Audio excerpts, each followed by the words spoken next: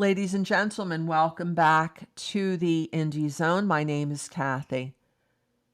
There has been some discussion in the community of would it be possible for Mr. Kohberger to appeal the entry of his plea agreement and attempt to go to trial on the 5 very serious felony counts that he pled guilty to, as he did on July 2nd, 2025.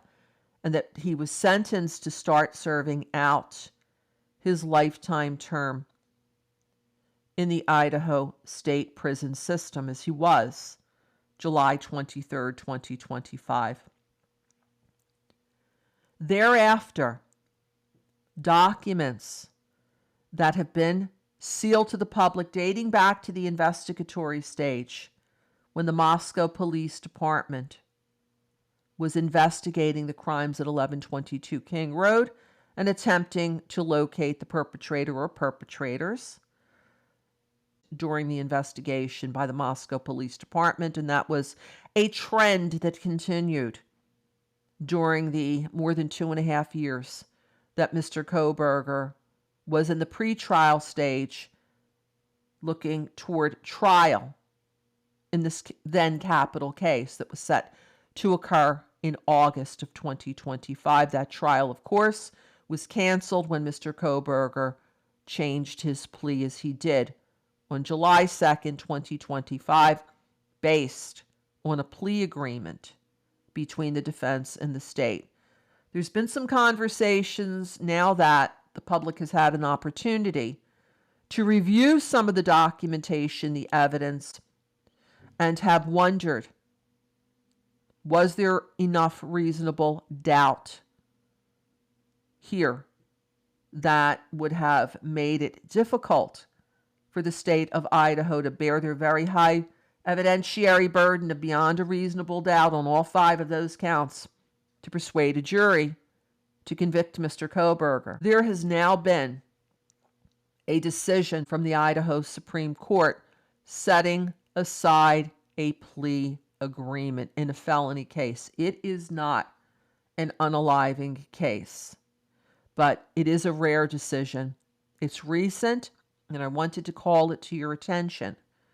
If you are interested in learning how the Idaho Supreme Court has just looked at a case where a defendant who pled guilty per a plea agreement successfully got that plea agreement set aside, it is available for your review free of charge on the Idaho Supreme Court's website. It is entitled State of Idaho versus Dylan Brombaugh McGarvey. The decision came down November 19th, 2025. It's now starting to circulate.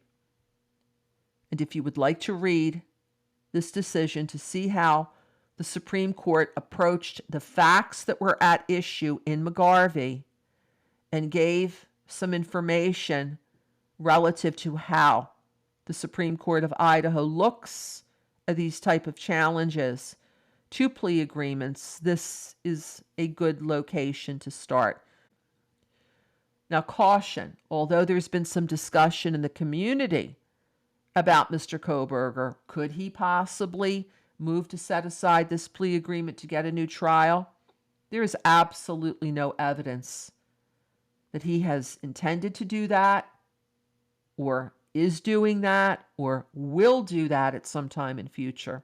This is merely intended for discussion purposes in bringing to your attention the state versus McGarvey case so that you can make your own conclusions for yourself as always. Again, this is a brand new case where a defendant sought to have his plea agreement, pleading guilty to felony charges, set aside for a trial.